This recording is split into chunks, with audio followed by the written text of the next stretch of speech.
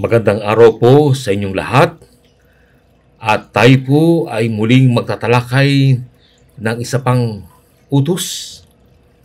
Na ang utos na ito po ay meron pong mga nakapaloob na mga simulain ng katapatan at may mga simulain ng kaligtasan at yung pong sekreto ng pagtatagumpay laban sa kasalanan ay nakapaloob po rito. Kaya kung gusto po ninyo na ito po ay malaman, ay inyo pong subaybayan ng ating pagtalakay mula sa pasimula hanggang sa pagtatapos upang lubusan nating malaman ang mga bagay na ito na maaaring ngayon lamang po narinig, sapagkat ito po ay tinatawag natin mga katotohanan na halos hindi narinig o hindi pa napapakinggan ng napakaraming mga tao ngayon. Ang pamagat po na ating pong tatalakayin ay ang ikasyam na utos ng Diyos. At ito po ay masusumpungan natin sa Exodo 20 verse 16, Deuteronomy 5:20, Leviticus 19:11, Mateo 19:8, Kawikaan 12:22, 6:16 at 17. Ang ikasyam na utos po, ang sabi po sa atin ay, "Thou shalt not bear false witness against thy neighbor." Sa Tagalog po ay huwag kang sasaksi sa hindi katotohanan. At ang sabi po sa atin, ang ikasyam na utos ng Diyos ay ugali ng ating Panginoong Hesukristo. Ang sabi sa atin sa unang Pedro 2:22, na siya'y hindi nagkasala o kinasumpungan man ng daya ang kanyang bibig. Ito po ay ang ating Panginoong Hesukristo, na hindi kinasumpungan ang daya ang kanyang bibig. At sa Testimony Volume 4, 336, at sa Apokalipsis 1 verse 5, ang sabi po ay si Jesus ay saksing tapat at totoo. At sa Tito 1 verse 2, ang sabi po, sa pag-asa sa buhay na walang hanggan, na ipinangako ng Diyos na hindi makapagsisinungaling buhat pa ng mga panahong walang hanggan. At sa Bilang 23 verse 19, ang sabi po sa atin, ang Diyos ay hindi tao na magsisinungaling. So malinaw po na ang ikasyam na utos po ay ugali ng ating Panginoong Hesukristo. At ito po ay katangian niya na maging saksing tapat, yung pagsasabi ng totoo. At siya po ang tinatawag nating embodiment ng utos, na yung ikasyam na utos. Ano po ang nilalaman ng utos na ito? Ang sabi sa atin sa Patriarchs and Prophets, Tagalog 364, ang pagsasabi ng di totoo sa anumang paraan.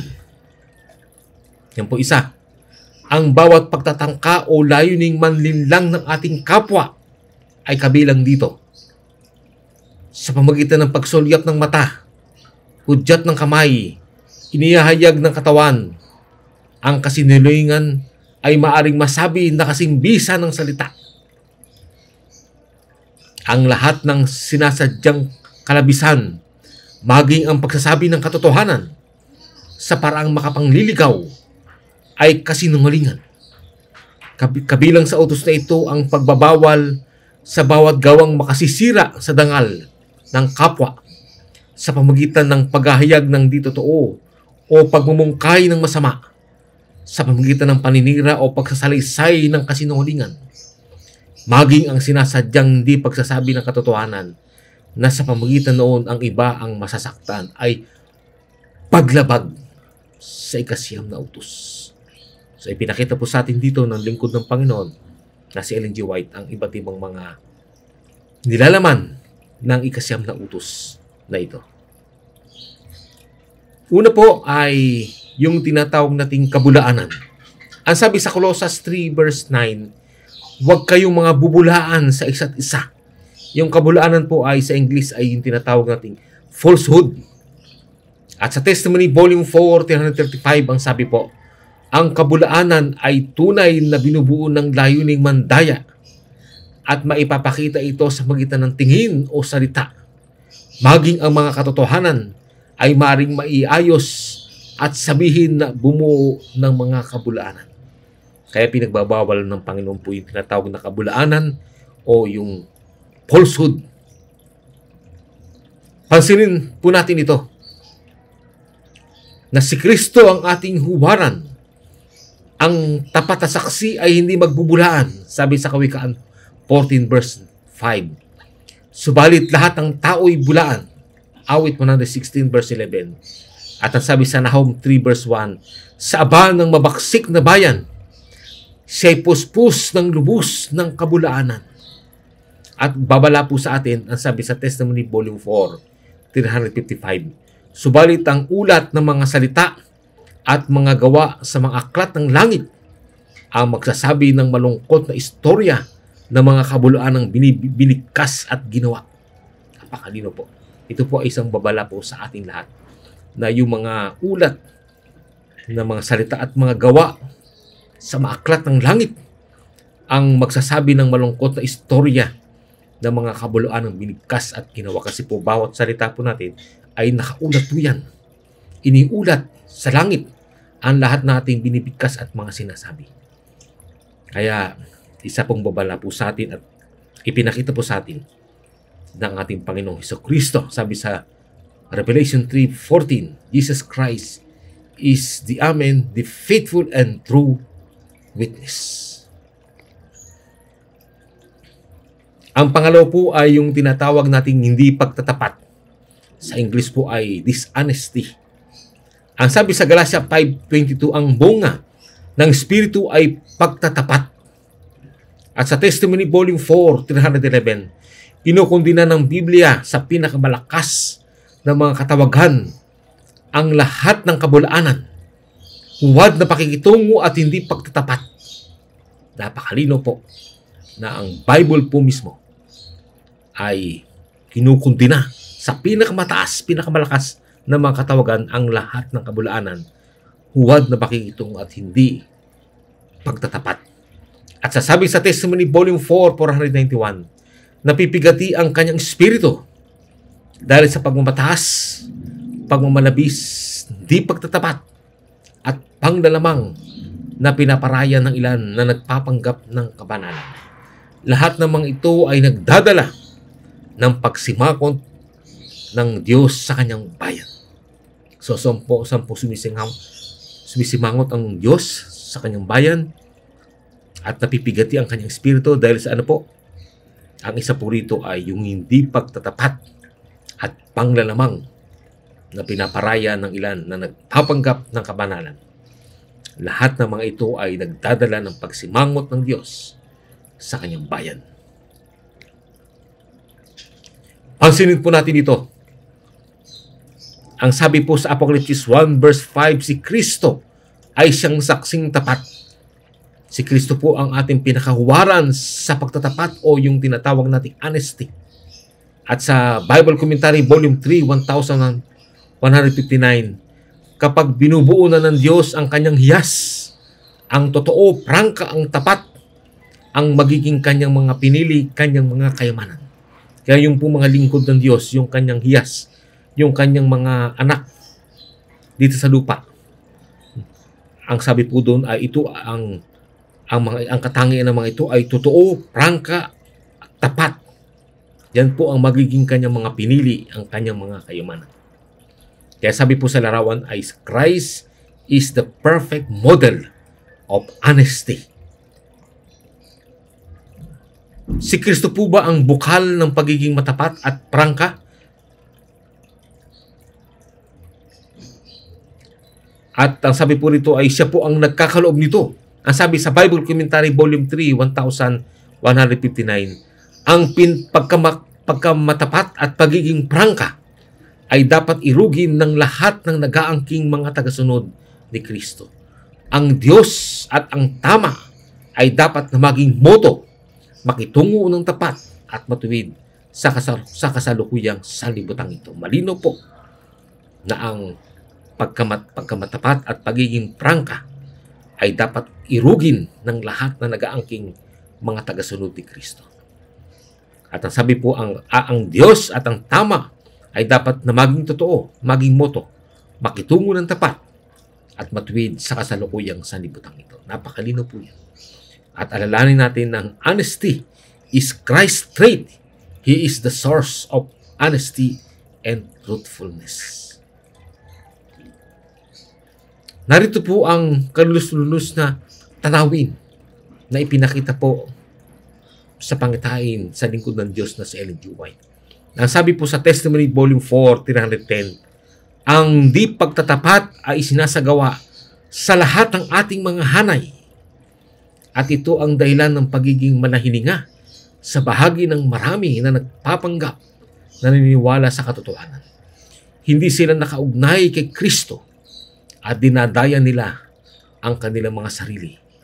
Nasasaktan ako na gumawa ng pangungusap na may nakakaalarmang kakulangan ng katapatan maging sa gitna ng mga nangingilin ng Sabat. Pinakita po na talagang sa pangitain po na ang malaganap yung hindi pagtatapat. Sabi po rito, ang hindi pagtatapat ay sinasagawa sa lahat ng ating mga hanay. At nasasaktan po ang lingkod ng Diyos na gumawa ng pangusap na may nakaalarmang kakulangan ng katapatan maging sa gitna ng mga nangingilin ng Sabat. At ang sabi po, kaya po kung sa ikalawang Timothy 2:13, kaya kung tayo hindi mga tapat, siya'y nanatiling tapat ang ating Panginoong Diyos po, bagamat tayo'y hindi tapat, ay nanatili siyang tapat. At ang sabi sa atin, na si Kristo po ang pinaka-tapat sa lahat. At sa Roma 3 verse 4, ang sabi po doon, ang Diyos ay tapat, tatapat ang bawat tao'y sinungaling. Kaya, sapagkat malinaw na nakita natin po na si Kristo ang pinakatapat sa lahat, ay tularan natin siya, humingi tayo sa Kanya ng katangian ito.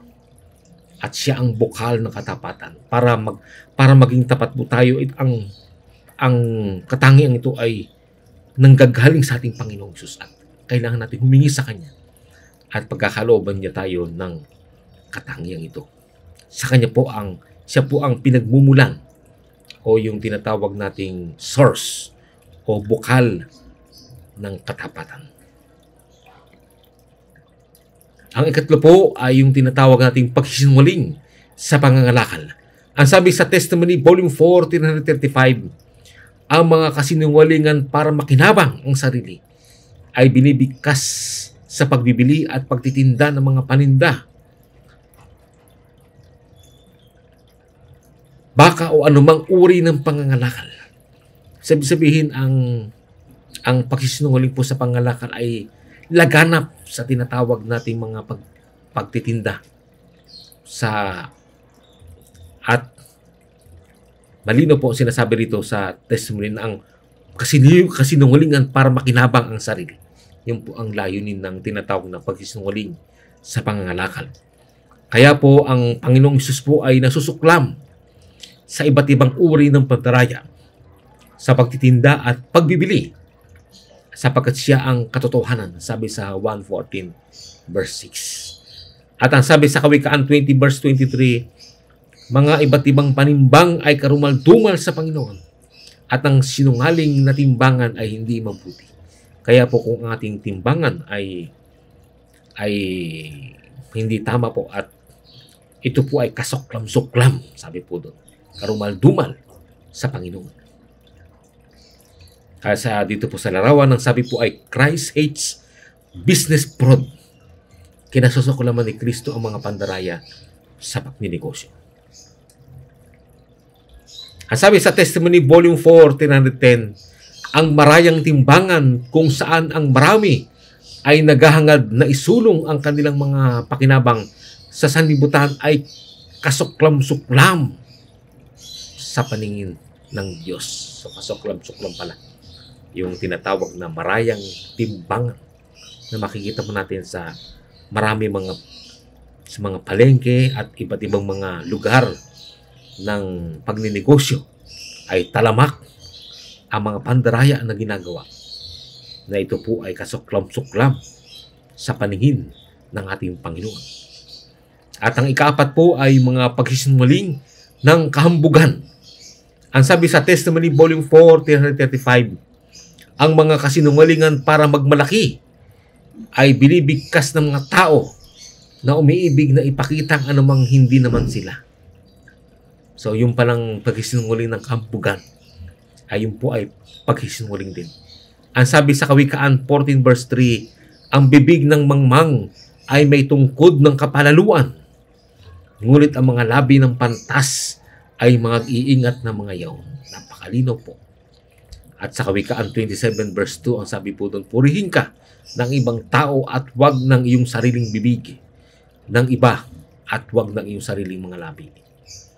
Kaya napakalaga po yung pagpapakumbaba, kasi ang pagmamataas ay yung kahambugan ay nagkakaroon ng pagsisinungaling, at pagmamalaki ay binibigkas ng mga tao na umiibig na ipakita ang anumang hindi naman sila. Kaya yung po ay ipinagbabawal ng ating Panginoon. At ang ikalima po ay yung tinatawag nating pagpanlilinlang. Sa English po ay deception. Ang sabi sa Testimony Volume 4, 337, ang malaking bahagi ng sangkakristyanuhan ay inihiwalay ang reliyon mula sa kanilang pagninegosyo. Libu-libong mga maliliit na panlilinlang at hindi pagtatapat ay isinasagawa sa pakikitungo sa kanilang mga kapwa tao na naghahayag ng tunay na kalagayan ng puso na nagpapakita ng kanyang kabulukan. Kaya ito po yung mga panlilinlang, mga deception, pagkukunwari, yung hypocrisy. Ang hypocrisy po ay kasama rito sa tinatawag na panlilinlang at yung mga pag-honori at iba't iba pang mga uri ng deception. At ang ika-anim po ay yung sadyang hindi pagsasalita ng katotohanan. Ang sabi sa atin sa Efeso 4 verse 25, kaya nga pagtatakwil ng kasinungalingan ay magsasalita ang bawat isa sa inyo ng katotohanan sa kanyang kapwa. So kailangan natin magsalita ng katotohanan.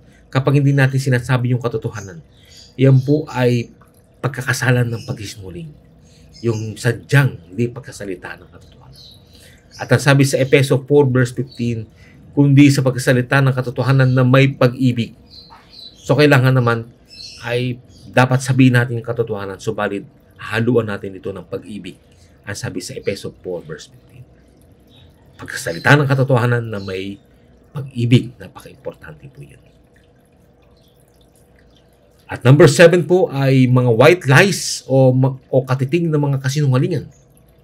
Ang sabi sa Testimony Volume 4, 312, ang pinakamaliit na paghiwalay mula sa katotohanan at kawastuan ay pagsuway sa kautusan ng Diyos.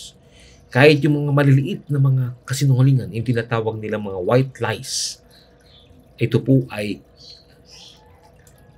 kasinungalingan, paglabag sa utos ng Panginoon. At kaparehas din po ang bigat nito doon sa iba pang klase ng mga forma ng kasinungalingan.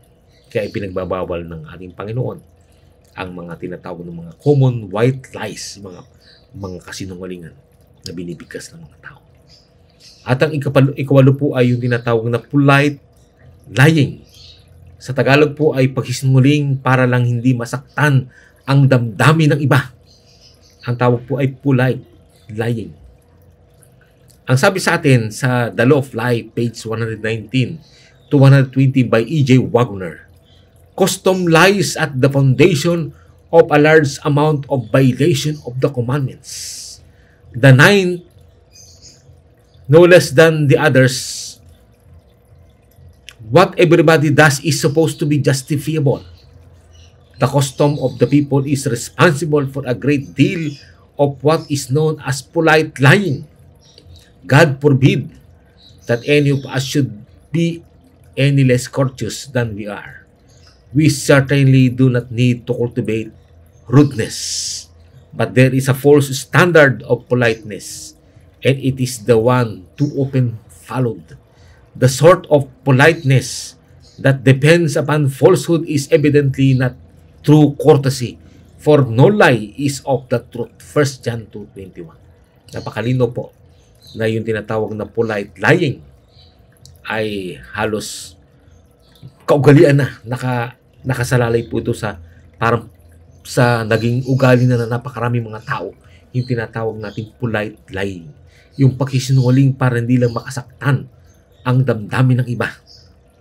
At ang sabi po doon ay meron palang tinatawag na huwad na pamantayan ng politeness o pagiging magalang.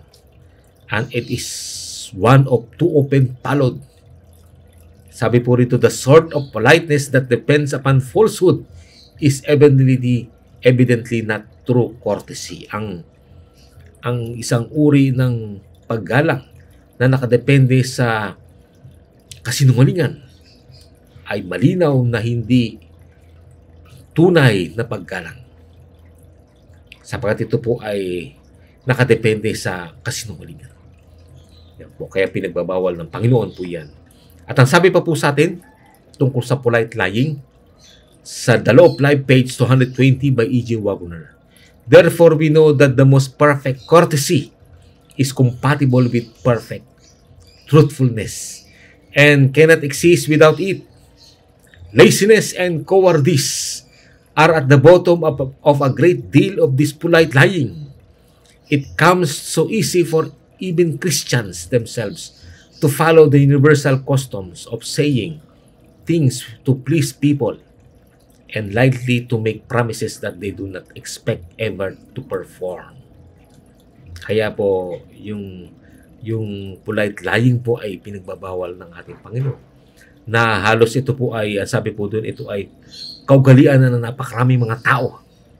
At maging mga Kristiyano sa kanilang mga sarili ay sumusunod sa universal na kaugalian na ito ng pagsasabi ng mga bagay upang mapalugar lamang ang tao at magbigay ng mga pangako na hindi naman nila tutuparin. Kasama po sa polite lying po yung tinatawag na mga pangako ng mga politicians. Marami silang pinapangako, ngunit hindi naman nila tinutupad. Kapag nangako po at hindi mo tinupad para lang mapaluguran ang mga tao at lumakas yung suporta ng mga tao, ay mangangako ng kung ano-ano, subalit hindi naman tutuparin. Kasama po yan sa tinatawag na polite lying na ipinagbabawal ng Panginoon ng mga pagsisinungaling. At ang ikawalo po ay yung pagchichismis. Ang sabi sa Exodus 23 verse 1, huwag kang magkakalat ng kasinungalingan. Huwag kang makipagkayari sa masama na maging saksi kang sinungaling. So pinagbabawal ng Panginoon ang mga pagchichismis o yung pagkakalat ng kasinungalingan. Ang sabi sa Levitico 19 verse 16, huwag kayong maghahatid dumapit o magchichismis sa inyong bayan. At binanggit din po yan sa Kawikaan 26:22 hanggang 28. Paano naman ang nakikinig sa chismis? Kapag tayo nakikinig sa chismis, masama po ba yun? Ang sabi sa Kawikaan 17 verse 4, ang sinungaling ay nakikinig sa masamang dila. So kapag ikaw po ay nakikinig sa chismis, ay yung pong nakikinig po ay sinungaling din. Sinungaling siya sapagkat nakikinig siya sa masamang dila. At ang sabi sa The Law of Life, page 123 by E.J. Wagner, many people seem to think that any amount of gossip is justified, provided one does not tell willful lies.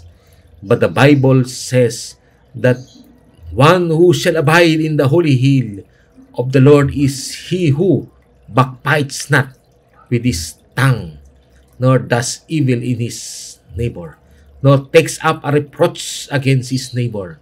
Psalms 15 verse 3. That is as much as to say that he who has taken up a reproach against his neighbor will not dwell in the tabernacle of God. Kaya yung mga naninira, yung paninira po, ang sabi po doon, kapag tayo naninira, yung mga backbites, mga pagchichismis at pakikinig sa mga chismis, ang sabi po doon ay hindi tatahan. Hindi pala tatahan yun sa hindi maliligtas o hindi siya tatahan sa langit o sa tinatawag na tabernacle of God na ipinangako ng Panginoon. Ang sabi sa atin sa The Law of Life, page 123 by E.J. Wagner, aside from any other reason, it is a fact that it is next to impossible, if not quite, to talk about another's doings or sayings, and speak the exact truth. If we go so far as to tell his sentiments or to judge his motives, then it is absolutely certain that we shall be guilty of falsehood. For nobody can state another person's belief or tell what somebody else thinks. We shall at least tell that which do not certainly know, and whoever does that is to all intents and purposes a liar. If we tell the truth on any such occasion, it is only by accident. The love of making an accusation is so strong that we are often willing to run the risk of telling an untruth rather than miss the chance of being the first to tell the news. If we were called upon to testify in court, we should not be allowed to repeat what we have only heard. We must confine ourselves to what has come under our own observation. Even then, it is difficult enough to tell the exact truth. Shall we dare be any less particular as God's witnesses than we are required to be as witnesses for the state? Napakalino po ang binabanggit po rito ni E.J. Wagner sa Law of Life, page 123. Kahit na mismo yung huwag kagat tayong basta-basta maniniwala sa mga sa mga kwento ng sino man. Sapagkat ang sabi po doon ay yung kanyang pagsasabi ay hindi tayo sigurado na nagsasabi siya ng katotohanan. Na kahit katotohanan man ay hindi siya 100% truth.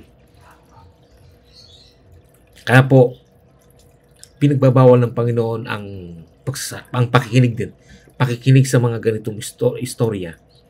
Sapagkat ito po ay, ang sabi po doon ay, we will be guilty of falsehood.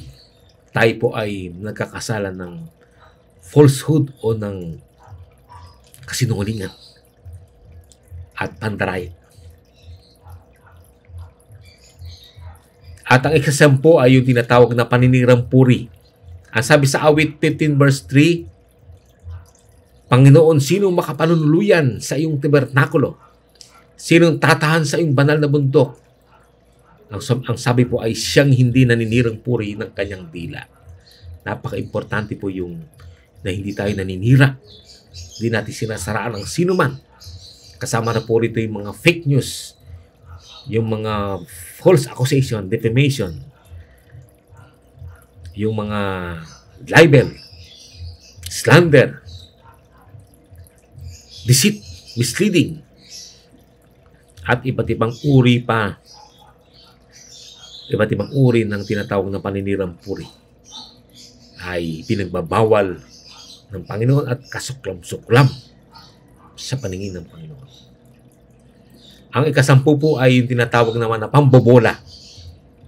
Sa English po ay flattery.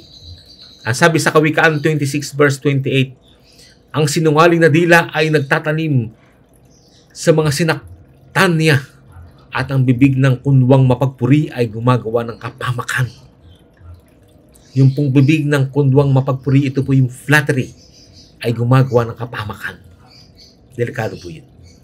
At sa Kawikaan 29 verse 5, ang sabi po, ang tao na kunwang pumupuri o nambobola sa kanyang kapwa ay naglalagay ng bitag sa kanyang mga hakbang. Kaya po, kapag tayo po ay nangbobola, binobola natin ang isang tao, nadidevelop po sa kanya yung tinatawag na pride, yung pagmataas. At ito po ay gumagawa ng kapamakan sa kanya.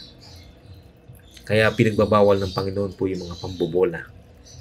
Sapagkat ito po ay isang tahasang paglabag sa utos na huwag kang saksasaksi sa hindi katotohanan o huwag kang magsisinungaling. Kaninong gawain po ang pambobola?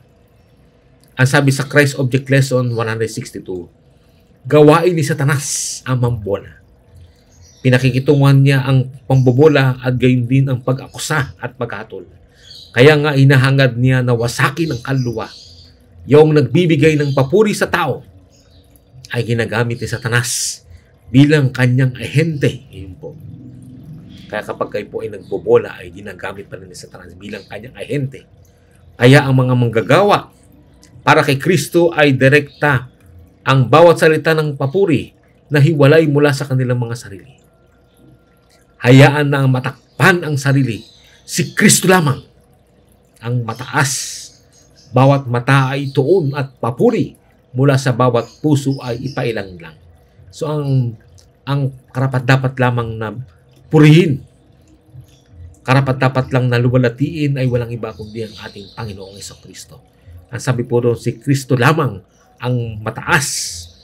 Bawat mata ay tuon at papuri mula sa bawat puso ay ipailang lang. Hindi dapat natin pinupuri ang tao. Ang dapat purihin ay walang iba. Ang karapat-dapat at nag-iisang dapat luwalhatiin, walang iba kundi ang ating Panginoong Jesucristo. Kaya ano po ang dapat na maging panata natin? Ang sabi sa Job 32:21, huwag itulot sa akin na pakundanghanan ako. Isinasamo ko sa inyo ang pagkataong ninuman. Hindi gumamit man sa kaninuman ng mga pakunwaring papuring salita. Yun ang dapat maging panata po natin. At sa Kawikaan 28 verse 23 ang sabi po, siyang sumasaway sa isang tao ay makasusumpong sa ibang araw ng higit na lingap kaysa doon sa kunway pumupuri ng dila. Napakaliwanag po dito sa Kawikaan 28 verse 23 na mas mabuti pala yung sumasaway. Yung rebuke is better than flattery. Yung sumasaway sa isang tao ay makasusumpong sa ibang araw ng higit na lingap kaysa doon sa kunway pumupuri ng dila. Mas mabuti pala yung rebuke kaysa sa flattery. Kaya ang sabi po sa larawan po dito ay rebuke is better than flattery. Christ never flatter anyone. Si Kristo po mismo never flatter anyone. Pinagbabawal ng Panginoon po yung mga pambubula sapagkat ito po ay makakapinsala o magdudulot ng kapamakan sa tao. At ang sabi po sa atin, si Kristo po kailanman ay hindi nanbola sa kaninuman. Siya ang ating saktal na huwaran at ng kabanalan at pagsasalita ng katotohanan. Christ Object Lesson 162, Desire of Ages 254, Testimony Volume 575, Testimony Volume 3, 185. Kaya Jesus never flatter anyone. Kaya sundan po natin ang ating Panginoon at siyang gawin nating modelo sa bagay na ito. At ang ika-11 po ay yung panguhula ng di totoo. Ang sabi sa Zacarias 10 verse 2, ang mga manguhula ay nakakita ng isang kabulaanan at sila nagsaysay ng mga kabulaanang panaginip. Ito po yung mga tinatawag natin mga manguhula na kung saan ay nagsasalita sila ng mga kabulaanan. Bagamat hindi naman nila alam ang magaganap yung mangyayari sa isang tao ay nagsasalita sila ng mga bagay na kabulaanan. Yan po ay paglabag sa kasinungalingan. Yung mga panguhula ng hindi naman totoo. At ika-12 po ay yung pagtuturo ng mga maling doktrina. Ang sabi sa atin sa Efeso 4 verse 14, upang tayo wag nang maging mga bata pa na nagpapahapay dito doon at dinadala sa magkakabila ng lahat ng mga hangin ng aral sa pamagitan ng mga daya ng mga tao sa katusuhan ayon sa mga lalang ng kamalian. Malino po na yung mga maling aral, mga maling doktrina, pag tayo nagturo po nito, ito po ay pagkakasalan ng paglabag sa kasinungalingan sa ika-9 na utos. Sapagkat ito po ay mga daya, mga lalang ng kamalian. Ang tawag po dito ay mga hangin ng aral. At ang sabi sa Prophet and Kings, Tagalog 209, ang katotohanan ay sa Diyos. Ang anumang pandaraya sa maraming anyo nito ay kay Satanas. At ang sinumang lilihis sa matuwid na landas ng katotohanan ay nagkakanulo ng sarili sa kapangyarihan ng masama. Napakaliwanag po dito. Kaya po yung katotohanan po ay sa Diyos at ang anumang pandaraya, kasinungalingan, panlilinlang, mga maling aral, ito po ay kay Satanas. At ang sino mang lilihis sa matuwid na landas ng katotohanan ay nagkakanulo ng sarili sa kapangyarihan ng masama. Kaya nga sabi po dito sa larawan ay, beware of false teaching. It is like a landmine. Mag-ingat tayo sa mga maling aral o maling pagtuturo. It is like a landmine. Ika-13 po ay yung pagbibiro o mga mangmang na pananalita. Ang sabi sa atin sa Efeso 5 verse 4, o ang mga mangmang na pananalita o ang mga pagbibiro na hindi nangarapat kundi kayo'y magpasalamat. Pinagbabawal pala ng Panginoon mga pagbibiro o mga mangmang na pananalita. At sa Kawikaan 26 verse 19, gayon ang tao nagdadaya sa kanyang kapwa at nagsasabi, hindi ko ba ginagawa sa paglilibang o pagbiro. Kaya yung pagbibiro po ay kasalanan po yan. Paglabag po yan sa huwag kang magsisinungaling o huwag kang sasaksi sa hindi katotohanan. At sabi sa Testimony Volume 1, page 304, maaari nating maikaila si Kristo sa ating buhay sa mamagitan ng pagbibiro. Napakalino po na ang pagbibiro pala ay pagkaila sa ating Panginoong Jesucristo. Subalit, ano po ang nangyayari sa bayan ng Diyos ngayon? Testimony Volume 1, 133, nakita ko na si Jesus ay nasugatan at inilagay sa isang hayag na kahiyan.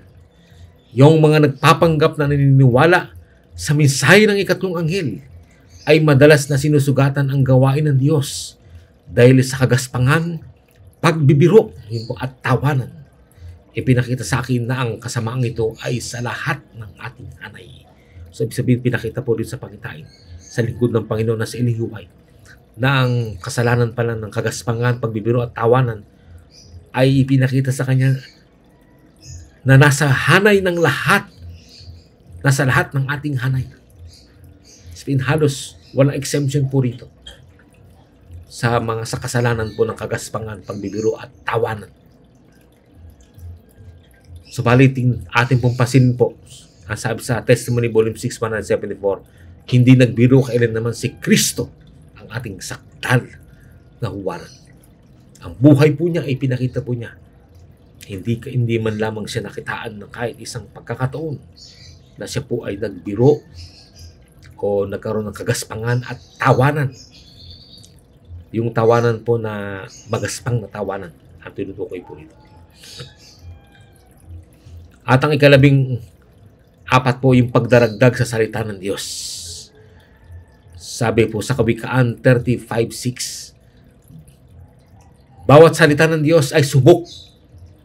Siya'y kalasag sa kanila na nangahanlong sa Kanya. Huwag kang magdagdag sa Kanyang mga salita. Baka Kanyang masawayin ka at masunduan kang sinungaling. So ito po ay yung pagdaragdag sa salita ng Diyos. Yan po ay tinatawag nating kasalanan po yan ng pagsisinungaling. Ika-15 po ay yung tinatawag nating pagkapuot sa kapwa. Ang sabi sa unang 1:4-20, kung sinasabi ng sinuman, ako'y umiibig sa Diyos at napupuot sa kanyang kapatid ay sinungaling, sapagkat hindi umiibig sa kanyang kapatid, sa kanyang kapwa, na kanyang nakita ay paanong makakaibig siya sa Diyos na hindi niya nakita. Maliwanag po yung pagkapuot sa kapwa ay isang forma po ito ng kasinungalingan. At sa Galatia 5:14 po ang sabi po, ang pag-ibig sa kapwa ay ang buod ng ikasyam na utos at ng buong utos. Kaya po kasama po rito sa ikasyam na utos ang yung pag-ibig sa kapwa. Kapag hindi natin inibig ang ating kapwa, tayo po ay nagsisinungaling. nagsisinungaling tayo. Sapagkat sinasabi natin na umiibig tayo sa Diyos, ngunit hindi naman natin minamahal ang ating kapwa. Ito po ay isang forma ng kasinungalingan. Ikalabing-anim po ay yung paglabag sa anumang utos ng Diyos. Ang sabi sa unang 1:2 verse 4, ang nagsasabing nakikilala ko siya at hindi tumutupad ng kanyang mga utos ay sinungaling at ang katotohanan ay wala sa kanya. So kapag sinasabi natin na tumutupad tayo sa utos ng Diyos tapos nilalabag naman natin ito sa ating gawa, tayo po ay, ang sabi po ng unang 1:4, ay sinungaling at ang katotohanan ay wala sa atin. Ikalabing-7 po ay ito naman po yung mga panunumpa na walang katotohanan o tinatawag na perjury. Sabi sa Levitico 19 verse 12, huwag kayong susumpa ng di totoo sa aking pangalan. Ang sabi sa Testimony Volume 5, 94-95, nakita ko ang pinakadiwa ng panunumpa ng walang katotohanan na ibinaligtad ang katotohanan tungo sa kabulanan, sa mabuti tungo sa masama, sa kawalang kinalamang tungo sa krimen, ay masigla ngayon. Nagagalak si Satanas dahil sa kalagayan ng nagpapanggap na bayan ng Diyos. So, delikado po yung tinatawag na perjury, na sumusumpa tayo at nagsasabi tayo ng kasinungalingan. Ito po ay taas ang paglabag. Ang sabi po rito ay nagagalak si Satanas dahil sa kalagayan na nagpapanggap ng bahay ng Diyos. Ikalabing-8 po ay yung tinatawag naman na pag-iwas sa katotohanan, mga papuri at pagpapalabis sa katotohanan. Ang sabi sa Education 236, kinukondina rin ng salita ng Diyos ang paggamit ng mga walang kabuluhang parirala at mga salita na humahangga sa pagkawalang galang. Kinukondina nito ang marayang mga pagpuri, ang mga pag-iwas sa katotohanan, mga pagpapalabis sa katotohanan, mga maling paglarawan sa kalakal na malaganap sa lipunan at sa mundo ng pagninegosyo. Kasama po rito yung tinatawag na mga superfluous words. Ang sabi sa The Law of Life, page 124-125, some people seem unable to make simple statement of fact are accompanied by something to make it emphatic. In this, they show a lack of confidence in their own word and unconsciously proclaim that their unsupported word is not to be believed. Unfortunately, that which they rely on to substantiate it adds no force to it whatsoever. So yung tinatawag na mga superfluous words o yung mga pagsasalita ng pagmamalabis sa katotohanan ay ay pagsisinungaling.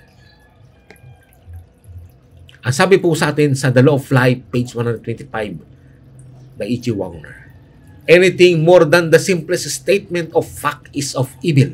Ano mong bagay na higit sa isang pinakasimpleng statement ng katotohanan ay masama. Is of evil. At sabi po sa atin sa The Law of Life, page 125 by E.J. Wagner, the Bible rule is to tell the simple, unvarnished truth and let the matter rest there. Thoughtful people will attach more weight to that than to anything else. They will understand that the person so speaking is accustomed to being believed, and that is the same as saying that he is accustomed to telling the truth. Anything more than the simplest statement of fact is of evil. Napakaliwanag po yan. Kaya yung mga pagsasabi po ng mga exaggerated or superfluous words is lie. Kasi nungalingan po yung mga exaggerated o kaya superfluous words ay binibilang ng Diyos na pagkakasala po ng kasinungalingan. Number 19 po ay yung tinatawag naman natin mga pangako o panatang hindi tinutupad. Sabi po sa Galatia 5:3-4, datapat sinabi ni Pedro, Ananias, bakit pinuspos ni Satanas ang iyong puso upang magsinungaling sa Espiritu Santo at upang maglingid ng isang bahagi ng halaga ng lupa? Hindi ka nagsisinungaling sa mga tao, kundi sa Diyos. Kaya po yung mga pangako o mga panata na hindi natin tinutupad at hindi tayo nagsasabi ng totoo, ito po ay pagsisinungaling sa Diyos, ang sabi po. Sabi sa Testimony Volume 1, 202, ang ilang tao ay hindi nagsisinungaling sa kanilang mga kapwa-tao, ngunit sila'y tinuruan at ang pumipigil na Espiritu ng Diyos ay pumukaw sa kanila. Nakatatakot na bagay ang magsinungaling sa Diyos. Ang kaso ni Ananias at Sapphira na kanyang asawa ay pinagkakaloob bilang halimbawa.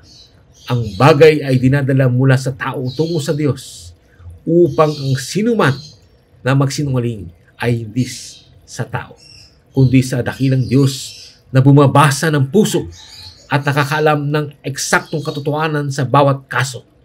Ang ating mga batas ng bansa ay ginagawang malaking krimen ang magpanata ng walang katotohanan. Madalas na pinarusahan ng Diyos ang nagpapanata ng mali at maging samantalang ang panata ay nasa kanilang mga labi pa. Kanilang mga labi ay binuwal siya ng mapangwasak na anghel. Ito ay upang patunayan ang malaking sindak sa mga gumagawa ng masama. Napakatindi po yung magsinungaling tayo. At yung mga pangako natin ay hindi natin tinupad. Yun po ay nangako tayo sa Diyos, hindi naman natin ginawa. Yun po ay pagsisinungaling. Ika-20 po ay yung pagkaila naman kay Kristo. Yung nagkakaila. Ang sabi sa unang 1, 2, 22 to 23, sino ang sinungaling? Kundi ang tumatanggi na si Jesus ay siyang Kristo. Ito ang Antikristo sa makatid ay ang tumanggi sa Ama at sa Anak. Ito po yung mga pagkaila kapag tayo kinakailanan natin ng ating Panginoon. Ang sabi sa atin sa The Law of Life, page 128 by E.J. Wagner. At nakabase po sa unong 1:5 verse 1.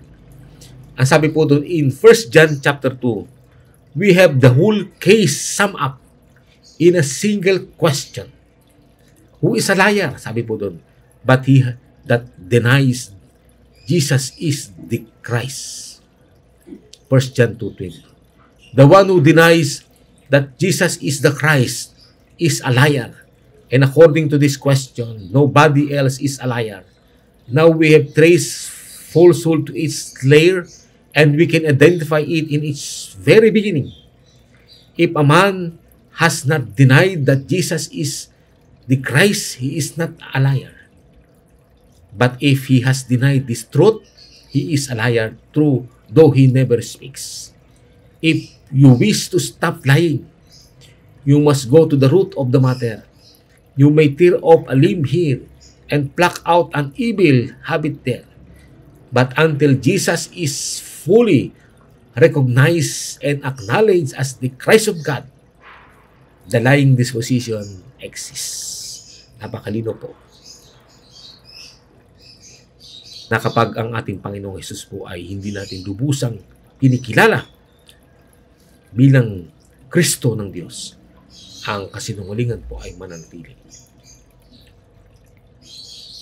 Paano po ba na ikakaila si Kristo? Ang sabi sa Desire of Ages, Tagalog 503, ang isang diwang salungat sa diwa ni Kristo ay ikakaila siya. Ano man ang sabihin.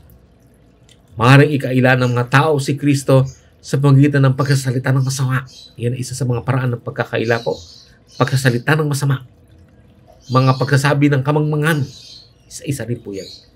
At ng mga salitang walang katotohanan o may kalupitan. May kakilala nila siya sa magitan ng paghahangad at paggawa ng makasalanang kalayuan. May kakilala nila siya sa magitan ng pakikiayon sa sanlibutan ng hindi magalang na asal ng pag-ibig sa sarili nilang mga opinyon, ng pagbibigay katuwiran sa sarili, ng pagkikimkim ng alinlangan, paggawa ng kaguluhan, at pananatili sa dilim. Sa lahat ng mga parang ito ay pinapayag nilang si Kristo ay wala sa kanila. Yan po yung mga iba't ibang mga pamaraan ng pagkakaila sa ating Panginoong Jesucristo. Ika-21 po, ito naman po yung pag-akusa o pagpintas. Ang sabi sa Testimony Volume 5, 340, hanggat iniibig mo at iniirog ang diwa ng sanlibutan, ay mayroon kang diwa ng pagsuway at tatanungin at hahanapan ng kamalian niyaong mga nagdadala ng mensahe ng katotohanan. Tutuyain mo ng katotohanan at maging huwad na saksi, taga-akusa ng mga kapatid. Kaya pinagbabawal po yung tinatawag na pag-akusa at pagpintas, lalo na doon sa mga nagdadala ng mensahe ng katotohanan. Ang sabi sa atin sa Christ Object Lesson 340 to 343, 341, marami ang malayang nagpapanggap sa pamimintas at pag-akusa sa pagbibigay ng pagpapahayag ng paghihinala, paninibago at kawalan ng kapanatagan ay sinusuko nila ang kanilang mga sarili bilang mga instrumento ni Satanas. Mga instrumento pala ni Satanas. Yung mga nagpapahayag ng paghihinala, paninibago o kawalan ng kapanatagan, at yung malayang yung malaya po na namimintas at nag-aakusa. Yun po ay mga instrumento ni Satanas.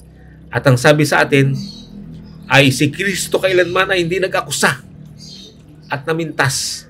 Siya ang ating sakdal na huwaran. Kaya ingatan mo ang iyong dila mula sa masama at ang iyong mga labi sa pagkasalita ng karayaan. Sabi po sa Awit 34 verse 13. Kaya po yung accusing is a spirit of Satan po yan. Kaya ang panawagan po sa atin ay stop accusing. Itigil po natin ang pag-akusa sa ating kapwa. Ang sabi po sa atin ay Satan is an accuser of the brethren. Siya po ang nag-aakusa sa mga kapatid. Ang sabi sa The Law of Life, page 200 to 201, Satan, who is a liar and the father of it, is also called the accuser of the brethren. Revelation 12 verse 10. Si Satanas pala ay ang sinungaling at ama nito ay tinatawag na accuser of the brethren. He accuses them before God day and night. Inaakusahan sila sa harapan ng Diyos araw at gabi. Now Satan would know better than to try to make the Lord believe that a person has committed a sin of which he is not guilty. He well knows that no act escapes the eye of the Lord, and that is useless to try to make him believe that he has overlooked some fault. Kaya po ay malinaw po doon na binabanggit po na si Satanas po ay accuser of the brethren. Kaya po pinagbabawal ng Panginoon ng pag-akusa sa ating kapwa. Ang sabi sa The Law of Life, page 121 by E.J. Wagoner, therefore it follows that in accusing the brethren before God, Satan confines himself to the things that they have actually done. Where then is the wrong? Just here. It is God that justifies. Sa Romans 8:33. And whoever lays anything to the church of God's elect brings false witness against God as well as against the brethren. When God has forgiven a man, it is a grievous sin to accuse the man of sin. Whoever brings up the fault and talks about it to the man's detriment is doing the devil's work. There is no meaner way of serving the devil than to charge against a person that the sin that he has confessed. And as soon as a person confesses his sin, God calls him righteous. To call him guilty then is to bear false witness against both man and God. Yung tinatawag na pag-akusa pala ay dito pala nakasalalay sapagkat ang Diyos po ang nag-aaring ganap sa tao. Kapag ang tao po ay pinatawad na ng Panginoon, kapag siya po ay ating aakusahan ng pagkakasala. At ang sabi po, it is a grievous sin to accuse the man of sin. Kapag pinatawad na po ng Panginoon, ang sabi po rito ay God calls him righteous. Tinatawag ng Diyos siya na matuwid. At kung tatawagin natin siyang guilty, ito po ay pagsaksi sa hindi katotohanan sapagkat ipinatawad na ng Panginoon ang lahat ng kanyang mga kasalanan. Kaya pag ang Diyos po ay nag-aring ganap sa isang tao, ay itinuturing niya yung taong yun na halos hindi nagkasala. Kaya po ay pinagbabawal ng Panginoon ng pagkakusa sa ating kapwa-tao. At ika-22 po ay yung pagpapabaya naman na tumayo ng matatag sa katotohanan. Ang sabi sa Bible Commentary Volume 1, 1109, inuulit natin ang kasalanan ni Aaron. Pumapayapa kapag ang paningin ay dapat na maging malinaw na maaninaw ang masama at sabihin ng payak ito. Maging kung inilalagay tayo nito sa hindi nakalulugod na posisyon dahil ang ating mga motibo ay maaaring hindi maunawaan. Hindi dapat tayo maghirap ng masama ng ating kapatid o anumang kaluluwa na kaugnay natin. Ang pagpapabayaan na tumayo ng matatag para sa katotohanan ay kasalanan ni Aaron. Kung sana'y nagsabi siya ng katotohanan na maliwanag na ang gintong guya ay hindi dapat gawin, ang katulad na diwa na nagdala sa kanya na iwasan ang ipahayag ang buong katotohanan dahil sa takot na baka makasakit, ang naghahatid sa kanya ng gawa ng pagsisinungaling sa pagtuturo sa gintong guya bilang pagsasalarawan ng isa na nagdala sa atin mula sa Ehipto. Kaya ang isang walang katapatan ay naghahatid sa iba. So ito po ay yung pagpapabaya na tumayo ng matatag sa katotohanan. Kung alam natin na ito'y totoo, ay huwag tayong matakot na sabihin ito sa iba. Sapagkat kung tayo natatakot na baka makasakit ito sa iba, ay mas lalo tayong magkakasala sapagkat mapapahamak naman yung iba kapag hindi natin sinabi yung katotohanan. At ika-22 po ay yung paghinala o kawalan ng tiwala sa kapwa na nagsisina at pinatawag na ni Kristo. Ang sabi sa The Law of Life, page 121 by E.J. Wagner, How many they are who cruelly suspect a person and always treat him as untrustworthy because of some sin or sins in the past. It matters not that he has confessed his fault. He is still held under suspicion. Some will say we know that he has fallen once, and he may again, yes. And so may the critic, just as though no man in this world is guilty except the one whose sin has become public property. The fact that a man has fallen into any kind of sin is no evidence whatever in itself that he will do the same thing again. So kapag tayo po ay naghihinala o tayo ay walang tiwala sa kapwa na alam natin dati ay gumawa ng masamang ngunit nagsisi na at pinatawad na ni Kristo, kapag tayo po ay patuloy pa rin naghihinala, yung po ay kasalanan po yun ng pagsisinungaling. Sapagkat ang taong yun ay pinatawad na ng Panginoon. So kailangan ay hindi dapat natin paghinalaan yung ating kapwa. Sa The Law of Life, page 121 to 122, ang sabi po, on the contrary, if he has voluntarily under the influence of the Spirit of God confesses sin, and no one ever voluntarily confesses a fault unless he is prompted by the Spirit, that is the best possible evidence that he will be on his guard. If a man had lied to me and of his own free will comes to me and confesses it, I can have more confidence in him than ever before. Sabi po rito, kung ang tao ay nagsinungaling sa akin at sa kanyang sariling kalooban ay pumarito sa akin at nag-confess ng kanyang kasalanan sa harap ko, ang sabi po doon, I can have more confidence in him than before. Dapat magkaroon tayo ng higit pang confidence sa kanya kaysa sa than before. Bakit po? When a sin has been confessed, we must beware of bearing false witness by our condemnation. It is a terrible thing to condemn where God justifies. Isang kakilakilabot na bagay ang mag-akusa o mag-condemn o humatol where God justifies. Yung mga ginastify na ng Panginoon, yung mga pinatawad na niya, ay dapat ay, at yung nagsisi ng kanyang kasalanan, nag-confess, ay mas higit natin pagkatiwalaan kaysa noon. This applies when the sinner is ourselves, just as much as when it is somebody else.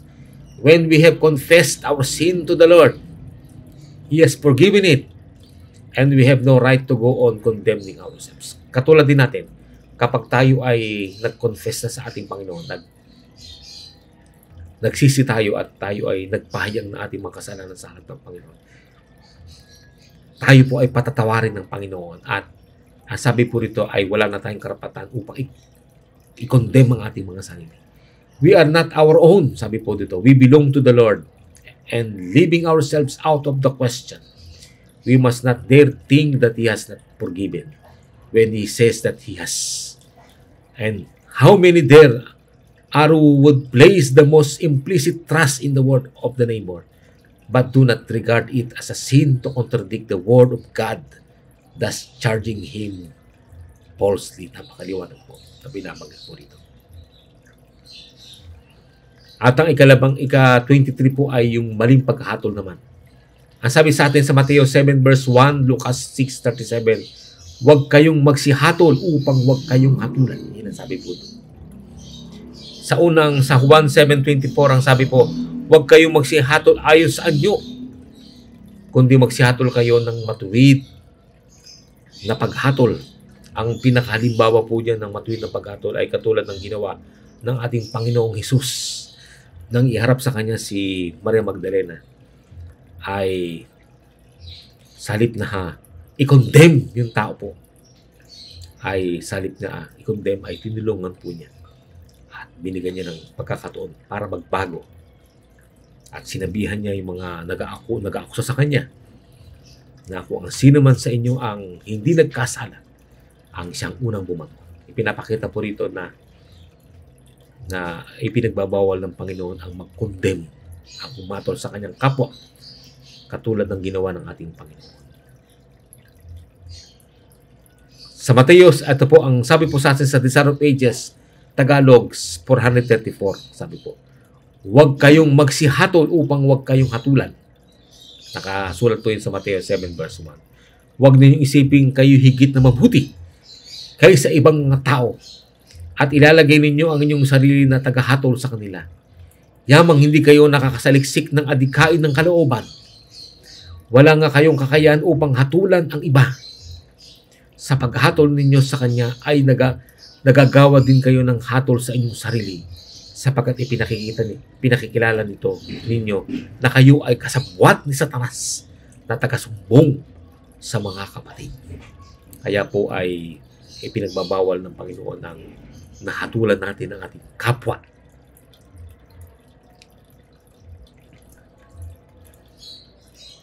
Paano nagkakamali ang tao sa paghahatol? Una po ay humahatol sa anyo. 1:7-24. Sa Kawikaan 18:13 naman po ay sumasagot bago makinig. At sa 1:7-51 humahatol bago tinggin at talastasin. Yan po yung mga tatlong mga paraan kung bakit nagkakamali ang tao sa paghatol. At ika-24 po ay tinatawag na paniniwala sa mga sabi-sabihin ng ibang tao. Ang sabi sa atin sa The Law of Life, page 122 by E.J. Wagner, if we ever repeat any story about anybody, we are never safe from the possibility of having lied. In the first place, there is always the possibility of being mistaken. Our informant may not have known all the facts, and it may be that the person talked about has done nothing amiss. And in the second place, even if he were guilty, he may confess it to God and have been forgiven before the story reached the ears of any other person. Ito po ay yung paniniwala sa mga sabi-sabi ng ibang tao. Kapag naniwala po tayo doon sa mga sabi-sabi, Maaring magkamali ang tao sa kanyang yung mga informant natin ay maaring magkamali sa lahat ng mga facts na kanyang ipinresent.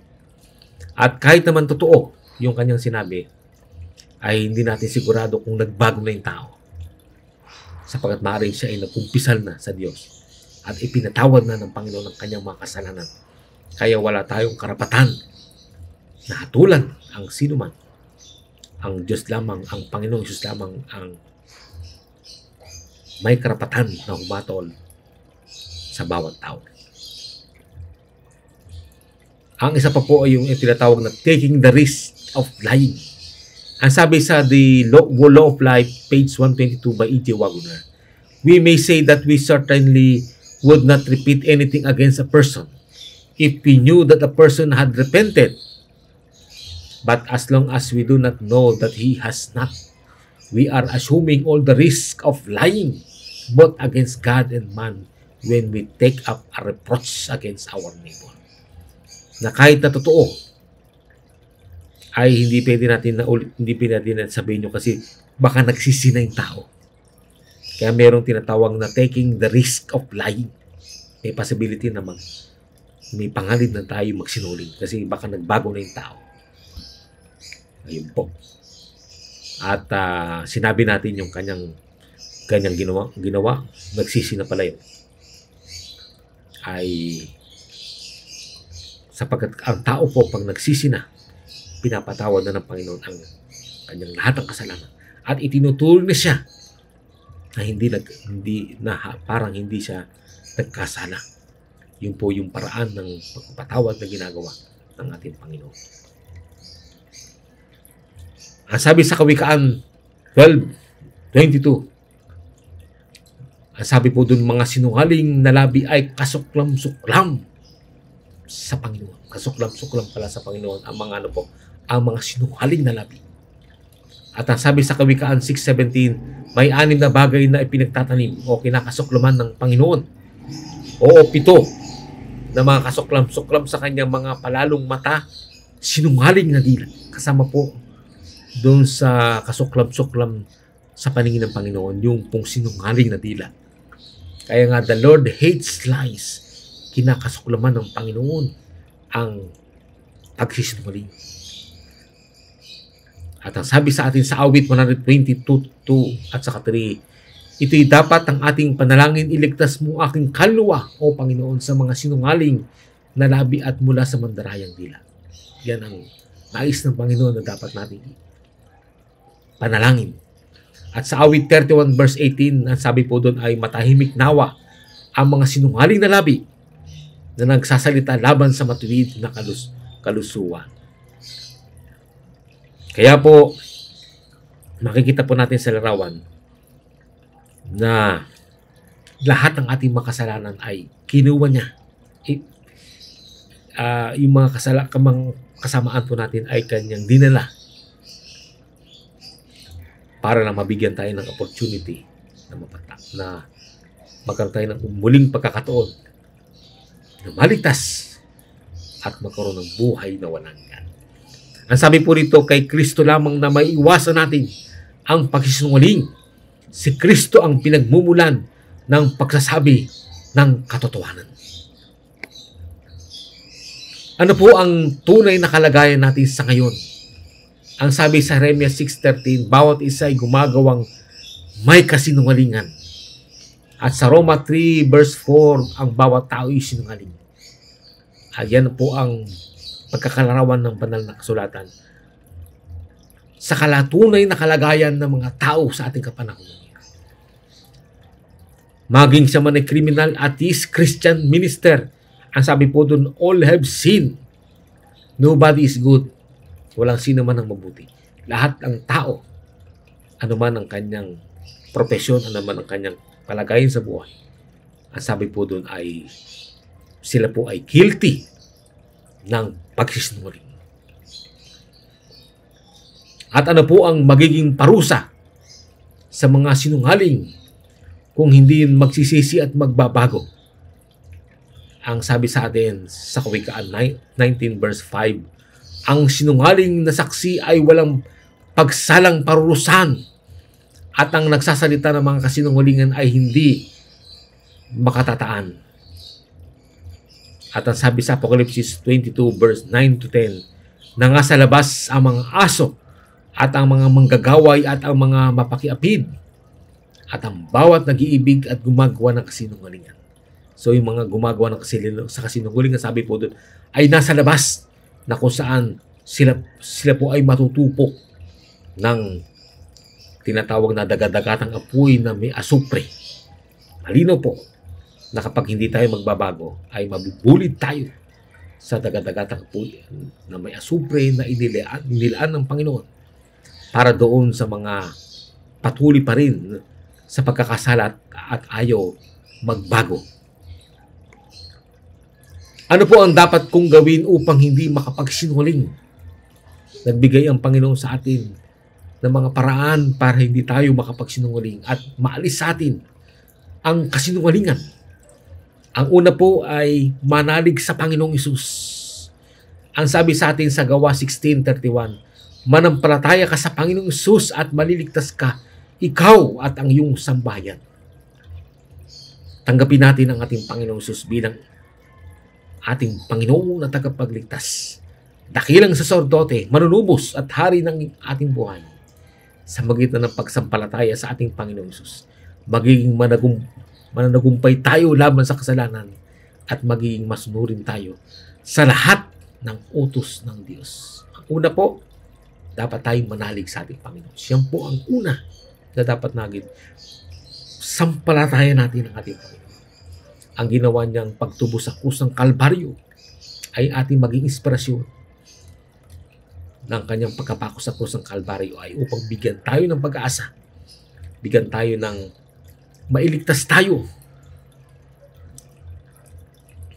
At mabigyan tayo ng opportunity upang mamuhay na hindi nagkakasala sa pamamagitan ng kanyang biyaya, lakas, kapangyarihan, kabutihan, at yung kanyang mismong buhay ay ipinagkakaloob sa atin upang tayo makapamuhay ng sang-ayon sa kalooban ng ating Panginoon.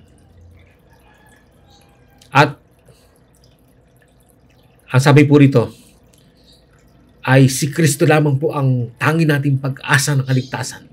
Ang sabi sa CTBH page 148, itinuturo ko kayo kay Jesus, ang nag-iisa na makapagbibigay sa inyo ng kapangyarihan upang makapanagumpay sa bawat punto. So ang para tayo managumpay, lalo na sa kasalanan ng pagsisinungaling, ang sabi po rito ay itinuturo tayo kay Jesus, ang nag-iisa na makapagbibigay sa atin ng kapangyarihan upang makapanagumpay sa bawat punto. At sa City Councils on Parent, Teacher, Student, page 61, ang sabi po rito ay sa kanya lamang ang tanging kaligtasan. Ang sabi sa atin sa Confrontation, page 50, in Adam all was lost by transgression. Through Christ was man's only hope of restoration to the favor of God. The Son of God could fully understand the aggravating sins of the transgressor, and in his sinless character, he alone could make an acceptable atonement for man in suffering the agonizing sense of his Father's displeasure. Ang sabi sa Tagalog, kay Adan, lahat ay nawala dahil sa pagsalangsang. Sa pamagitan ni Kristo ay ang tanging pag-asa ng tao na maipanumbalik sa lingap ng Diyos. Lubos na naunawaan ng anak ng Diyos ang nagpapasamang mga kasalanan ng manlalabag. At sa kanyang walang kasalanang ugali, siya lamang ang makagagawa ng katanggap-tanggap na pagpantubos para sa tao sa paghihirap sa matinding hapdi ng pagkasuya o sama ng loob ng kanyang ama. Kaya makikita po rin ito na ang ating Panginoong Hesus lamang po. Napakalinaw po rito ang katanggap-tanggap na pantubos para sa tao sa paghihirap sa matinding hapdi ng pagkasuya o sama ng loob ng kanyang ama.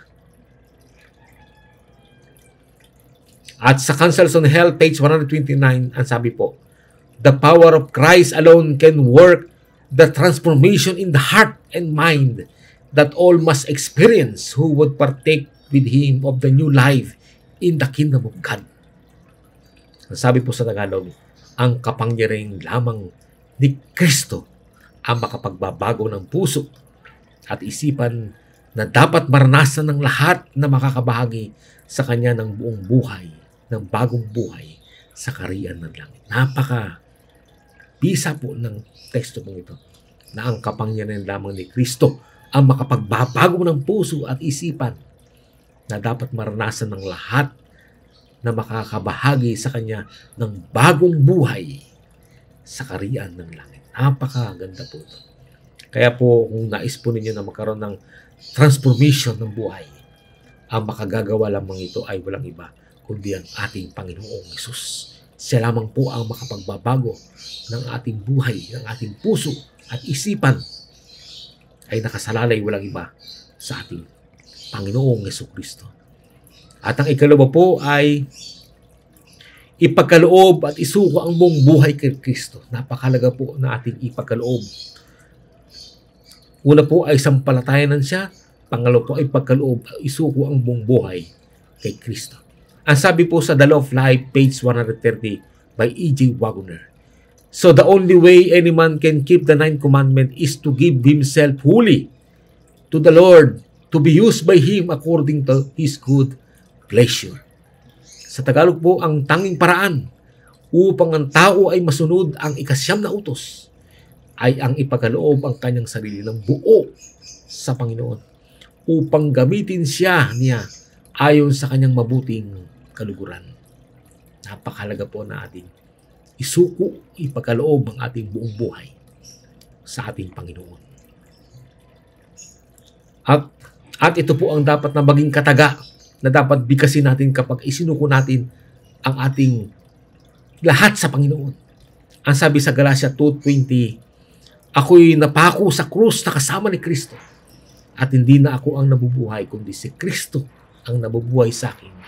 At ang buhay na kinabubuhay ko ngayon sa laman ay kinabubuhay ko sa pananampalataya. Ang pananampalataya na ito ay sa anak ng Diyos na sa akin ay umibig at ibinigay ang kanyang sarili dahil sa akin. Kapag isinuko natin ang ating buhay sa Panginoon at ipinagkaloob natin ang buong buhay, ito ang magiging pag-uusap po natin na tayo'y napako ng kasama ni Kristo. So, ibig sabihin po nito, kapag tayo napako ng kasama ni Kristo, ay ang buhay na kinabubuhay dapat natin ngayon sa laman ay kinabubuhay natin sa panampalataya. Ang panampalataya na ito ay sa anak ng Diyos na sa atin ay umibig at ibinigay ang kanyang sarili dahil sa atin. Napakalaga po nito. Na kapag isinuko natin, ang magiging pangusap natin ay si Kristo na ang dapat masunod sa ating buhay. At hindi na dapat masunod ng ating sarili, yung ating sariling kagustuhan, kundi yung kagustuhan ng ating Panginoon ang dapat manaig sapagkat naisuko na natin ang lahat sa ating Panginoon. At ang ikalawa po, ang ikatlo po ay maniwala na si Kristo ang bukal o pinagmumulan ng katotohanan at katapatan. Ang sabi sa atin sa 1:14 verse 6, sabi sa kanya ni Jesus, ako ang katotohanan. Malinaw po yan. Na dapat maniwala tayo na si Kristo po ang katotohanan. At sa review ni Herald January 7, 1890, ang sabi po dun ay Christ is the author of all truth. Si Kristo ang may akda ng lahat ng katotohanan. At sa 1:18 verse 37, ang sabi po, ako'y si Kristo ipinanganak dahil dito ako'y naparito sa sanglibutan upang bigyang patotoo ang katotohanan. Ang bawat isang ayon sa katotohanan ay nakikinig ng aking tinig. Napakalinaw po yan. At sa Apocalypse 3 verse 14 ang sabi po, si Jesus ay saksing tapat at totoo.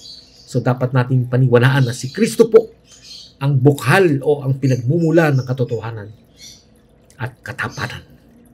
At paano ba ang pagtanggap ng katotohanan? Ang sabi sa atin sa The Law of Life, page 131 by E.J. Wagner po ito. It is a common thing to hear that such one has received the truth. What is it to accept the truth? It is to accept the Lord Jesus Christ as one's own personal Savior. No matter how correct anybody's belief is as to form, he has not the truth unless he has Christ within. Unless a man knows the Lord, he does not even know what the truth is. How then can he tell the truth? To accept the truth, therefore, is no light thing. It is not merely to want it, but to be transformed by it. Ang sabi po sa atin, sa Tagalog po, ay pangkaraniwang bagay na marinig na ang isa ay nakatanggap ng katotohanan. Madalas natin marinig na tinanggap ko na ang katotohanan. Pinaniwalaan ko na ang katotohanan. Ngunit ang sabi po dito, ano ang pagtanggap ng katotohanan? Ang pagtanggap pala ng katotohanan ay ano po? Ito ay ang tanggapin ang Panginoong Jesucristo bilang sariling personal na kapagligtas. Yung pala ang paraan ng pagtanggap ng katotohanan. Yung tanggapin natin si Jesus Christ as our personal Lord and Savior. Ang sabi po doon, gaano man kawasto ang paniniwala ng sinuman, tulad sa anyo, ay wala siyang katotohanan liban na lamang kung si Kristo ay nasa loob niya. Liban na lamang na nakikilala ng tao si Kristo, ay hindi niya nababatid kung ano ang katotohanan. Paano nga niya masasabi ang katotohanan? Ang tanggapin ang katotohanan sa makatwid ay hindi magaan na bagay. Ito ay hindi lamang ang naisin nito, kundi ang mabago nito. Kaya sapagkat ang Panginoong Jesucristo po ang nagbabago ng buhay ng tao. Kapag nabago natin, yun po ang paraan ng pagtanggap ng katotohanan. Kapag si Kristo po ay nasa loob natin at tinanggap natin siya bilang ating personal na Panginoong tagapagligtas, yun po ang paraan ng pagtanggap ng katotohanan. Kapag si Kristo po ay nananahan sa puso, ang sabi po ay tayo po ay magiging saksi ni Kristo. Magiging saksi ni Kristo o mga witnesses. Ang sabi sa atin po sa Isaiah 43 verse 10, kayo aking mga saksi, sabi ng Panginoon, at aking lingkod na aking pinili upang inyong maalaman at magsisampalataya kayo sa akin at inyong matalastas na ako nga. Walang Diyos na inanyuan ng una sa akin o magkakaroon man pagkatapos ko. Ito po ay pangusap mismo ng ating Panginoong Hesus, ang Diyos na Eloah. Nang sabi po doon ay kayo ay aking mga saksi. Maging saksi tayo ng ating Panginoon kapag si Kristo po ay nananahan sa ating puso. Paano po ba maging saksi ni Kristo? Ang sabi po sa The Law of Life, page 131 by E.J. Wagner, a great mistake that many people make is to suppose that they cannot witness for the truth unless they do a great deal of talking. Just as it is possible for a person to act a lie, so may one act the truth. Often our testimony to others would be a great deal stronger if we kept our mouth shut. It is not necessary for us to be always in an attitude of defense. We are not obliged as witnesses to the truth to answer any objection. Jesus is the truth and the life. His life was sufficient witness to the truth. Then when we spoke, His words were faithful testimony because He spoke just what He was. Napakalino po ang pagkakabanggit po rito na marami po ang nagkakamali. Marami mga tao nagkakamali na iniisip nila na kapag ang ibig sabihin pala na hindi sila makapagsasaksi para sa katotohanan, kapag hindi sila gagawa ng marami mga pagsasalita na imposible para sa tao na to act a lie and may one act the truth. Madalas po ang ating testimony to others would be a great deal stronger if we kept our mouth shut. Mas matindi pa pala yung ating patotoo kapag ating iingatan ang ating mga bibig na nakasara. Bakit po ang ibig sabihin pala ng maging saksi ni Kristo ay yung maipakita natin sa buhay ang ating Panginoong Jesucristo. Sabi, His life was sufficient witness to the truth. Ang kanyang buhay ay sapat na saksi para sa katotohanan. Makita lang na tayo naka-dress reform sa pananamit pa lang ay pwede na tayo maging saksi ng ating Panginoong Jesus. Ng ating mga damit ay hindi maikli ang manggas. At ang ating mga damit ay hindi sumusunod tayo sa reforma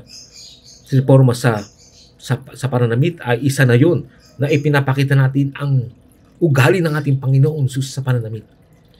At sa health reform din, sa ating pagkain ay maipapakita natin ang ugali ng Panginoon.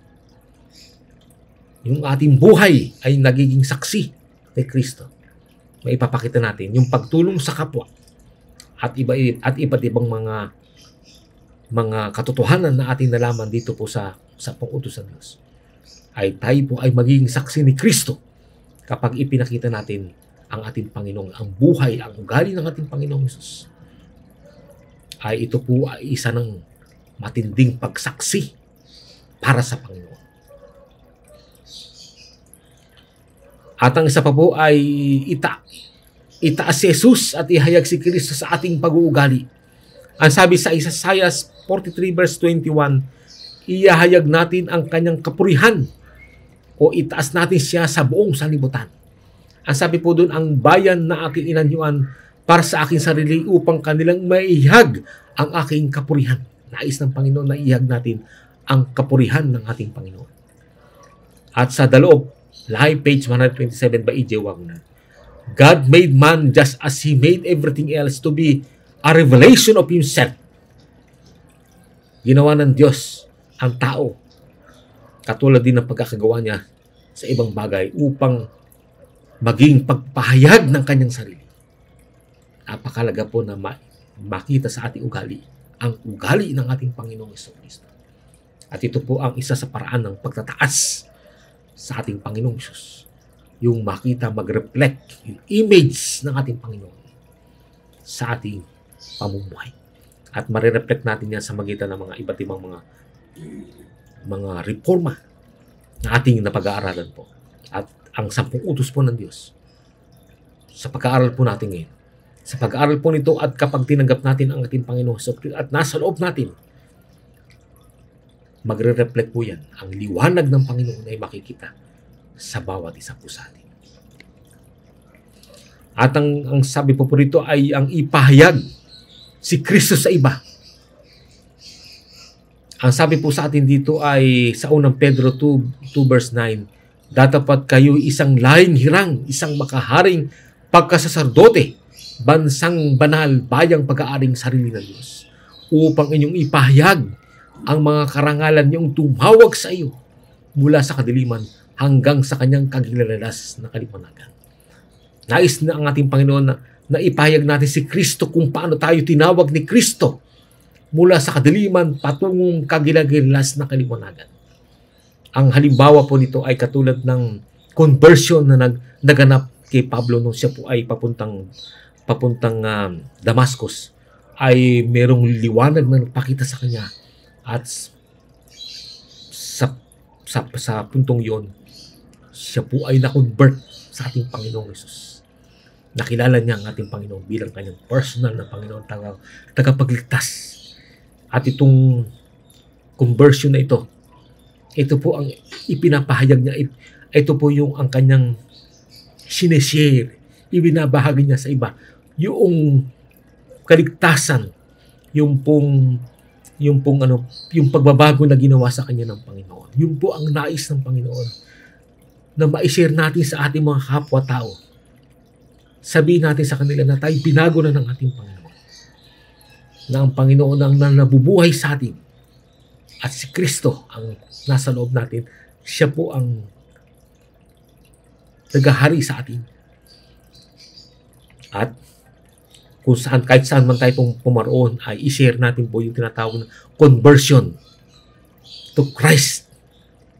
Yan ang nais ng Panginoon na makita po sa ating kapanahonan. Makita ng mga tao na nagkaroon ng pagbabago ang ating buhay dahil sa pagkilos dahil sa ating Panginoong Jesucristo at pagkilos ng Banal na Espiritu sa ating buhay. At yan ang nais ng ating Panginoon, katulad ng ginawa ni Pablo. Kaya po si Pablo po, ang sabi niya ay, ang lagi niya, kahit saan siya pumunta, ay ibinabahagi niya yung pong nangyaring pagbabagong naganap sa kanyang buhay nung makilala niya ang ating Panginoong Jesucristo bilang Panginoon na tagapagligtas. At yan ang gusto ng ating Panginoon, na paraan ng pagbabahagi ng Ebanghelyo sa iba. At ang ikatlo po ay yung hawakan ng magpit ang Panginoong Hesus. Ang sabi sa Evangelism, page 361, hawakan ng magpit ang Panginoong Hesus, ang sabi po dito, at huwag hayaang mawala. Magkaroon ng matibay na konbiksyon sa kung ano ang sinasampalatayan ninyo.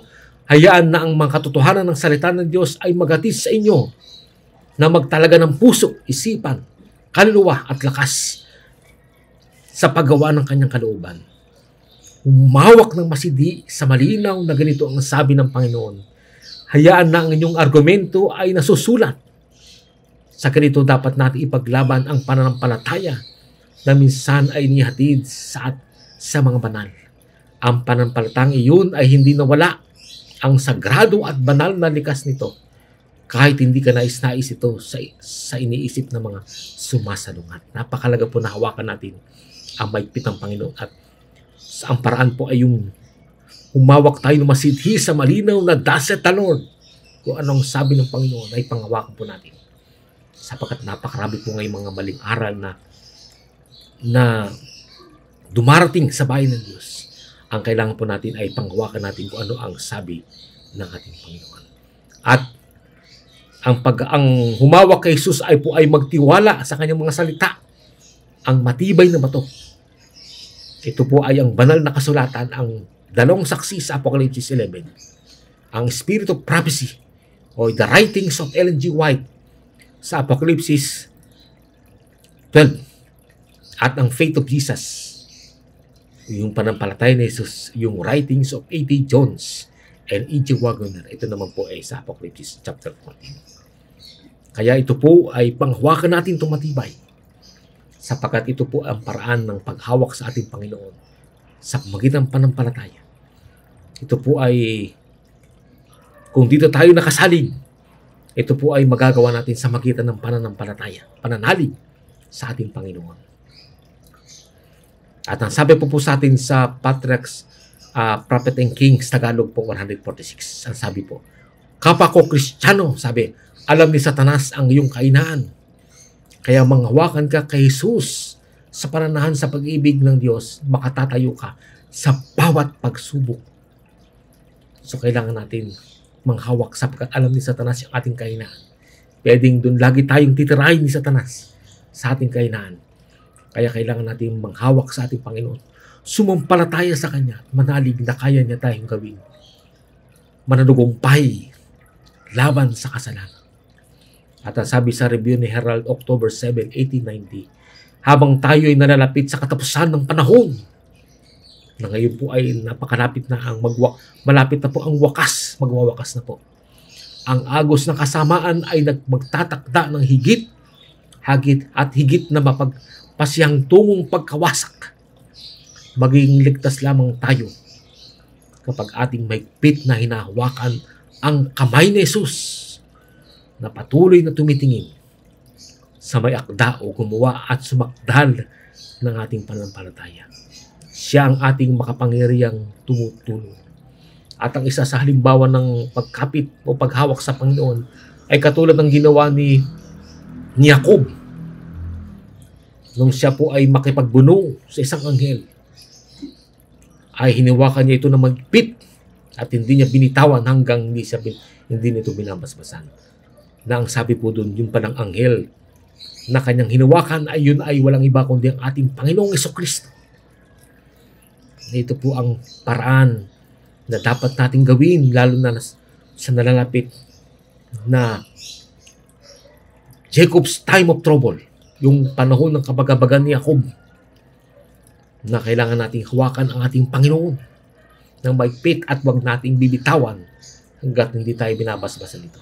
Sapagkat ang ating Panginoong Jesus po ang ating magiging tagapagligtas sa panahon ng kagipitan, lalo na ngayon po, na halos humihigpit ang ating kalagayan ngayon. At sa panahon na tayo po ay na kung saan ay pinamimili tayo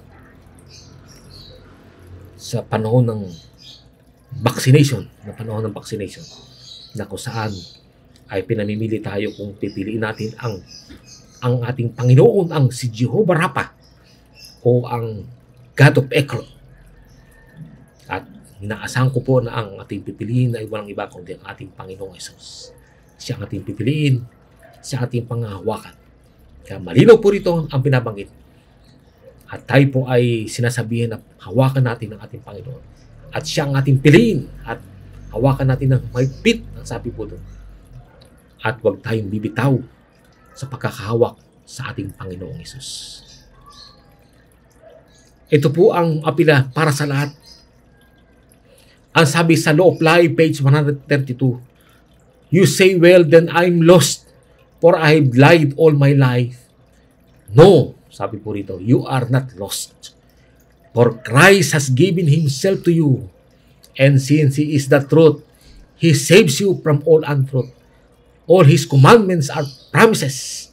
So when He say that we shall not bear false witness against our neighbor, He means that He will see to it that we witness to the truth, and we but receive Him. Sa Tagalog po, sinasabi mo, ako ay waglit dahil nagsisinungaling ako sa buong buhay ko. Ang katugunan po ay hindi ka waglit, sapagat ibinigay ni Kristo ang kanyang sarili dahil sa iyo. At sa pool na siya ay ang katotohanan, inililigtas kanya mula sa lahat ng kasinungalingan. Lahat ng kanyang mga utos at mga pangako. Kaya kapag sinasabi niya na dapat hindi tayo sasaksi sa hindi katotohanan, ay ang ibig sabihin nito ay titiyakin niya na tayo ay sumasaksi sa katotohanan kapag tatanggapin natin siya. Napakalinaw po ang pagkakabagid dito ng ating Panginoong Hesukristo ay ibinigay niya ang kanyang buhay upang tayo ay magkaroon ng pag-asa ng kaligtasan. At ang sabi po niya rito ay tinitiyak niya na yung sabihin niya na dapat na hindi tayo sasaksi sa hindi katotohanan, ang ibig sabihin pa nito ay titiyakin niya na tayo ay sumasaksi sa katotohanan kapag tatanggapin natin siya. Ang sabi pa po rito sa The Law of Life, page 132 by E.J. Wagoner, Christ died for the ungodly, for all the ungodly. Therefore, the sum of all lying, in fact, the only lie we can really tell is to neglect this great salvation. It is the same as saying either that Christ has not died or else that His death is not sufficient ransom. But on the other hand, as soon as we accept salvation, our whole life of lying ceases. Sa Tagalog po, si Kristo ay namatay para sa mga makasalanan. Para sa lahat ng mga makasalanan. Kaya nga ang kabuuan ng lahat ng kasinungalingan ay sa katunayan ay ang nag-iisang kasinungalingan na maaari nating sabihin ay ang pabayaan ang dakilang kaligtasan na ito. Yun lamang pala ang nag-iisa kasalanan na maaari natin sabihin, yung pabayaan ang dakilang kaligtasan na ito. Ito ay tulad ng pagsasabi na si Kristo ay hindi namatay o kaya ang kanyang kamatayan ay hindi sapat na pagtantubos. Subalit sa kabilang banda, hanggat ang ating tinatanggap ang kaligtasan, ang ating buong buhay ng paghisinungaling ay tumitigil. Napakalaga po nito. Na kapag tinanggap natin ang kaligtasan na alok ng ating Panginoon, ay sa buhay po natin ay titigil po ang pagsisinungaling. Yung buhay ng pagsinungaling ay mawawala sa atin sa magitan ng pagtanggap natin ng kaligtasan na pinagkakaloob ng ating Panginoon. Ang sabi pa po niya sa isang quotation po, ito po ang pinakahuli nating quotation. Ito po ay mababasa po natin to sa The Law of Life. Ang sabi, it is not enough to be on our guard against falsehood. We must submit to the truth. We must, by yielding, bear witness to the fact that God is abundantly able to do all that He has undertaken. His word is true from the beginning and is settled forever in heaven. Therefore, we may depend upon it. It will not fail us. God Himself has such confidence in it that He says to everyone who takes Him at His word, you shall not bear false witness. Exodus 20:16. If you continue in my word, then you are my disciples indeed. And you shall know the truth, and the truth shall make you free. Ito po isa 1:8:31 hanggang 32. Sa Tagalog po, ang sabi po, hindi sapat na bantayan ang kasinungalingan o pandaraya. Dapat tayo magpasakop sa katotohanan. Sa magitan ng pagsuko, tayo ay dapat sumaksi sa katotohanan ng Diyos ay may kakayahan na masagana na gawin ang lahat na kanyang isinagawa. Ang kanyang salita ay totoo mula sa pasimula at nakatakda o areglado magpakailanman sa langit. Kaya makasasalig tayo dito. Hindi tayo bibiguin ito. Ang Diyos mismo ay may tiwala dito sapagkat sinasabi niya sa bawat salita, sa bawat isa na nananalig sa Kanya, sa Kanyang salita, na huwag kang sasaksi sa hindi katotohanan. Exodus 20:16. Kung kayo maghisipanatili sa aking salita, kung magkagayoy tunay nga kayong mga alagad ko, at inyong makikilala ang katotohanan, at ang katotohanan magpapalaya sa inyo. 1:8:31-32.